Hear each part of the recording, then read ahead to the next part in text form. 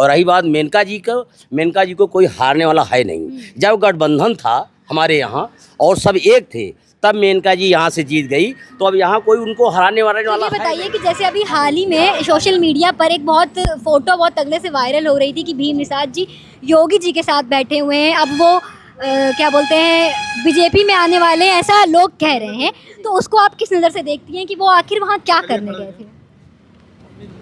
अब वो क्यों गए थे तो नहीं बताए तो नहीं हम लोगों से, लेकिन तो आप लोगों से बात होती है क्या उनकी? नहीं बात जो नहीं। निषाद हैं जो ये कह रहे हैं या जो वर्मा है कह रहे हैं कि ये हैं, ऐसा कुछ नहीं है। हमारे यहाँ का जो जिलाध्यक्ष हैं वर्मा जी हैं, जिसके साथ 60% वर्मा आज की तारीख उनके साथ कंधे में कंधा मिलाकर चलने के लिए तैयार हैं, और वो वोट देंगे। जब वोट पड़ेगा, वोट की गणना होगी, तब बताएंगे कि हाँ वर्मा कितने वोट दिए हैं। और रही बात निषादों की, अभी मछुआरे जो है करीब 150 के आसपास बम्बई में फंसे हुए थे, माताजी ने एक फोन से उनको छुड़ाया, उनके परिवार को आगे बढ़ाया। जहां पर निषादों की बस्ती है वहां पर वोट पड़ने के बाद आप गिनिएगा 70% वोट भारतीय जनता पार्टी की रहेगी और 30% निषादों का वोट जो है वो जात बात पे जाएगा। हर बिरादरी में जात बहुत सारे सांसद आए, बाहर से आए, लोकल भी आए, जाके दिल्ली चले गए तो पता लगा 5 साल में 20 बार आए। और माता जी का वो कार्य रहा, कुछ साल में जो है 50 बार आई, मतलब 5 साल के अंतर्गत कम से कम 200-250 बार आई,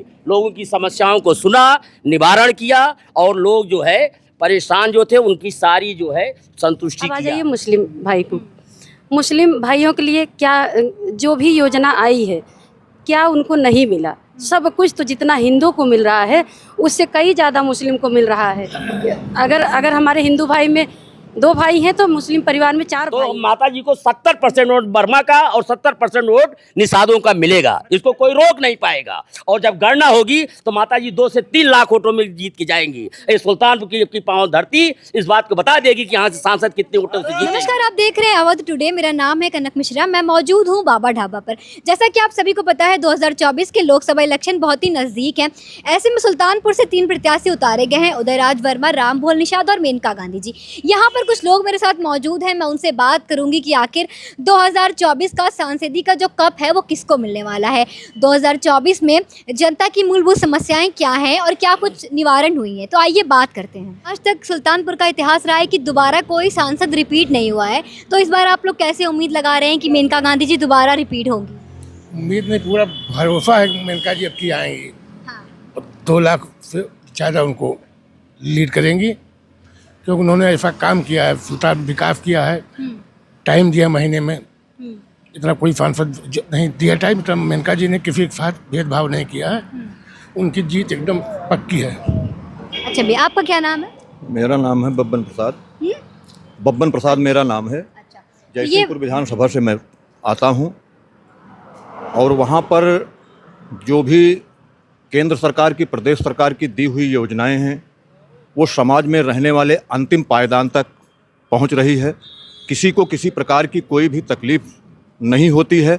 इसके पहले सामुदायिक स्वास्थ्य केंद्रों पर यदि किसी को कुत्ता काट लेता था, वैक्सीन की ज़रूरत पड़ती थी, तो 2014 के पहले, 2017 के पहले किसी नेता से, किसी सांसद से लिखवा करके ले जाना पड़ता था, जिला अस्पताल आना पड़ता था। जिला अस्पताल में आने के बाद फिर चक्कर लगाना पड़ता था, पता लगती थी कि वैक्सीन नहीं है तो प्राइवेट दुकानों से खरीदना पड़ता था। ये सब समस्याएं दूर हुई। रही बात सांसद की, हमारे सांसद हमारे महीने में कम से कम 2 बार आती हैं, और 2 बार आती हैं तो कुल मिला करके दोनों बार में 6 से 7 दिन रहती हैं। अथक प्रयास करती हैं, और अथक प्रयास करने के बाद अपने कामों पर, जनता के विश्वास पर वो हमेशा खरी उतरती हैं। इसलिए जनता को विश्वास है कि दोबारा सांसद महोदया का वापसी 2024 में होने जा रही है। हमेशा रात दिन वो मेहनत करती हैं। सबका साथ, सबका विकास, सबका विश्वास, सबका प्रयास, ये होता है। महिलाओं का भी सम्मान दिया गया है। महिलाओं के लिए उज्ज्वला गैस, महिलाओं के लिए तो महंगाई भी तो बढ़ गई है भैया। महंगाई बढ़ गई है तो आगे मजदूरी भी बढ़ी है। जो मजदूरी लोग पहले, कितने सारे युवा हैं जो बेरोजगार टहल रहे हैं, और मेरे चैनल के माध्यम से उन्होंने दावा किया है कि वो बेरोजगार हैं। देखिए, बेरोजगार वो हैं जो भ्रष्टाचार के शिकार थे। भ्रष्टाचार पर माननीय नरेंद्र मोदी जी ने आदेश पारित किया है केंद्र से, उसका पालन करवा रहे हैं योगी आदित्यनाथ महाराज जी। अगर किसी प्रकार का कोई भी भ्रष्टाचार हो रहा था, अवैध धंधे हो रहे थे, तो उनके अवैध धंधे बंद हो गए। वही लोग बेरोजगार हैं। जो रोजगार करना चाहते हैं उनके लिए रोजगार हमेशा खुला हुआ है, दरवाज़ा खुला हुआ है। दरवाजे पर जा कर के रोजगार के उनको रोजगार की कमी नहीं होती है। केंद्र और प्रदेश सरकार की काफ़ी योजनाएं भी हैं रोजगार के लिए जो चल रही हैं, लेकिन वहाँ तक लोग पहुँच नहीं पा रहे हैं। हमें लग रहा है, हमें कुछ ऐसा लग रहा है। और जो योजनाएं हैं वो स्वावलंबी बनने के लिए बहुत बड़ी योजनाएं हैं। वही कल्पना है आदरणीय मोदी जी की कि जैसे चाइना और जो विकसित देश हैं उस दिशा में हम लोग कदम रख चुके हैं। तो हम नहीं समझते हैं कि कोई रोज़गार ही बहुत महत्वपूर्ण चीज़ है। रोज़गार पैदा करने की क्षमता जो है भारतीय जनता पार्टी ने जो है स्थापित की है इस समय जो चल रहा है। अच्छा, ये बताइए कि जैसे अभी यहाँ पे रोज़गार की बात हो रही थी और फिर जनता के लिए ये चीज़ें ये योजना लाए, तो जैसे कि हिंदुओं के लिए मोदी जी ने सबसे जो एक प्रमुख मैं कहूँ कि पत्ता खोला था, उन्होंने एक राम मंदिर बनवाया, ठीक है। उसके आधार पर वो लोगों से वोट मांग रहे हैं, ऐसा विपक्षी पार्टी कह रही है। तो ये बताइए कि जैसे कि मुस्लिमों के लिए उन्होंने ऐसा क्या कुछ खास किया है? हिंदुओं के लिए तो सनातनियों के लिए तो उन्होंने मंदिर बनवा दिया, फिर आप मुस्लिमों के लिए क्या किया? पहले नंबर तो हम हिंदुओं के लिए ये कहेंगे कि और सरकार भी आती थी हमेशा राम मंदिर का मुद्दा लेके, और कभी कुछ नहीं करती थी, वहीं आपस में लड़ा के चली जाती थी। और हमारे मोदी जी ने राम मंदिर भी बनवाए और किसी भाई का जरा से भी खून नहीं बहा, ये बहुत खुशी की बात है। अब आ जाइए मुस्लिम भाई को। मुस्लिम भाइयों के लिए क्या जो भी योजना आई है क्या उनको नहीं मिला? सब कुछ तो जितना हिंदू को मिल रहा है उससे कई ज़्यादा मुस्लिम को मिल रहा है।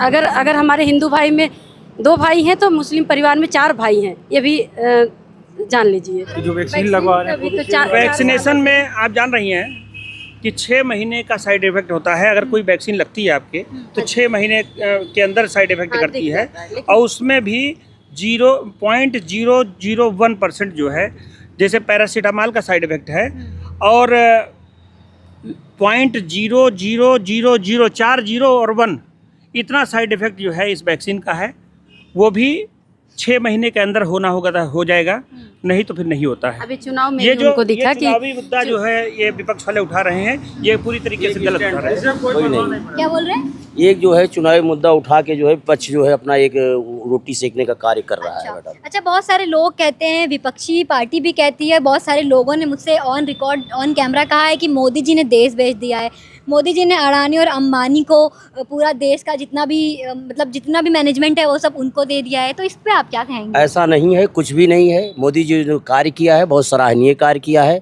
सबको साथ में लेके चल रहे हैं, उनकी योजनाओं को सबको लाभ मिल रहा है, चाहे वो एससी हो, चाहे मुस्लिम हो, चाहे हिंदू हो, चाहे जो कास्ट हो, उनके योजनाओं का पूरा लाभ सब पा रहे हैं।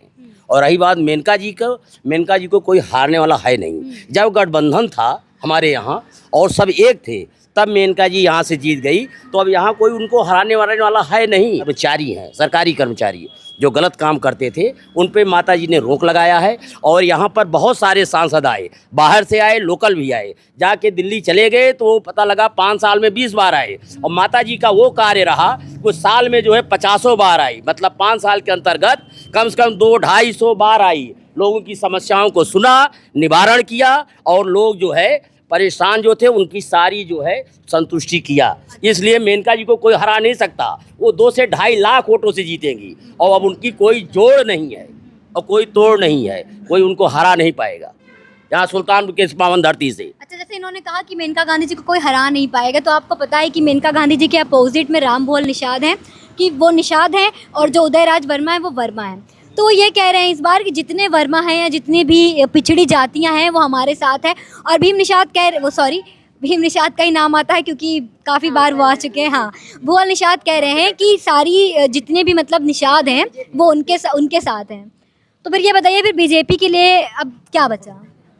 मैं इसका जवाब दे रहा हूँ। हाँ। यहाँ पे जो निषाद हैं जो ये कह रहे हैं, या जो वर्मा है कह रहे हैं कि ये हैं, ऐसा कुछ नहीं है। हमारे यहाँ का जो जिलाध्यक्ष हैं वर्मा जी हैं, जिसके साथ 60% वर्मा आज की तारीख उनके साथ कंधे में कंधा मिलाकर चलने के लिए तैयार हैं, और वो वोट देंगे। जब वोट पड़ेगा, वोट की गणना होगी, तब बताएंगे कि हाँ वर्मा कितने वोट दिए हैं। और रही बात निषादों की, अभी मछुआरे जो है करीब 150 के आसपास बम्बई में फंसे हुए थे, माता जी ने एक फोन से उनको छुड़ाया, उनके परिवार को आगे बढ़ाया। जहां पर निषादों की बस्ती है वहां पर वोट पड़ने के बाद आप गिनिएगा 70% वोट भारतीय जनता पार्टी की रहेगी और 30% निषादों का वोट जो है वो जात बात पे जाएगा। हर बिरादरी में जात बात होती है, तो हम माता जी को 70% वोट बर्मा का और 70% वोट निषादों का मिलेगा, इसको कोई रोक नहीं पाएगा। और जब गणना होगी तो माता जी 2 से 3 लाख वोटों में जीत के जाएंगी। ये सुल्तानपुर की पांव धरती इस बात को बता देगी कि यहाँ से सांसद कितने वोटों से जीतेंगी। जब माता जी यहाँ पर गठबंधन हुआ था और यहाँ पर मुसलमान भाई हमारे कहने मतलब बाबू साहेब छत्री जी, और उसके बाद जो है रही बात यादव और 80% ये नहीं करे पूरे 80% एक थे, तो वहाँ पर माता जी जहाँ हारती हुई सीट को यहाँ मीडिया ये बताती थी 3 लाख से मेनका जी हार रही है, और वो आई और मेहनत किया और वो 15 से 20 हज़ार वोटों से जीत गई। तो अब की बार तो उनको कोई हराने वाला नहीं है, वो अपने काम से इतना संतुष्ट है जनता, वो निर्दल लड़ी होती तो यहाँ से जो 2-2.5 लाख वोट से जीत के जाती। ये तो मोदी जी की कृपा है कि उनको टिकट मिल गया और इस टिकट पे वो जीत के जाएंगी और बहुत बड़े अंतर से जीत के जाएंगी। हो सकता है उत्तर प्रदेश में सबसे ज़्यादा वोटों से जीत के जाए। मोदी के बाद दूसरा नंबर माननीय मेनका जी का होगा।